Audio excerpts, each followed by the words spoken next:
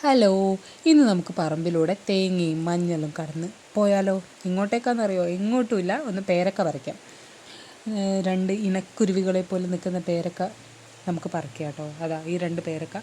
പക്ഷേ നമ്മൾ പുറമേ നിന്ന് കാണുമ്പോൾ ഒരു കുഴപ്പമില്ലല്ലോ. ഇത് ഞങ്ങൾ കുറച്ച് ബുദ്ധിമുട്ടി പറിച്ചേ, കാരണം നല്ല സ്ട്രോങ്ങിലാണ് അതവിടെ ഇരിക്കുന്നത്.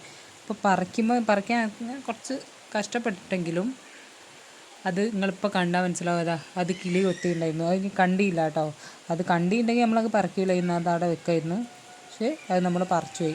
പിന്നെ വേറെ പേരക്ക ഉണ്ടോ നോക്കി. ഈ മരത്തിൽ ഈ ഫുള്ള് പേരക്ക ഉണ്ട്, പക്ഷേ കുറേ ഹൈറ്റിലാണ്. അതുകൊണ്ട് നമ്മളിത് അധികവും പറിക്കില്ല, എപ്പോഴെങ്കിലുമൊക്കെ ഇങ്ങനെ പറിച്ചാലേ ഉള്ളൂ. കുറേ പേരൊക്കെ ഇങ്ങനെ പറിക്കാണ്ട് കിളിയൊക്കെ തിന്നാറാണ് പതിവ്. അപ്പോൾ ഇനിയും നമുക്ക് സൂക്ഷ്മമായി പേരക്കകളുണ്ടോ എന്ന് പരിശോധിച്ചിട്ട് ഒക്കെ പറയുക. അപ്പോൾ ഇപ്പോൾ നമുക്ക് കിട്ടിയ പേരക്കയായിട്ട് നമുക്ക് വീട്ടിൽ പോകാം. ബാക്കിയുണ്ടോ നമുക്ക് നോക്കുകയും ചെയ്യാം. അപ്പോൾ പുതിയൊരു വീഡിയോ ആയിട്ട് കാണുന്നവരെ ടാറ്റാ bye bye, see you. Video ഇഷ്ടപ്പെട്ടാൽ ലൈക്ക് ചെയ്യുക, ഷെയർ ചെയ്യുക, സബ്സ്ക്രൈബ് ചെയ്യുക. ബൈ.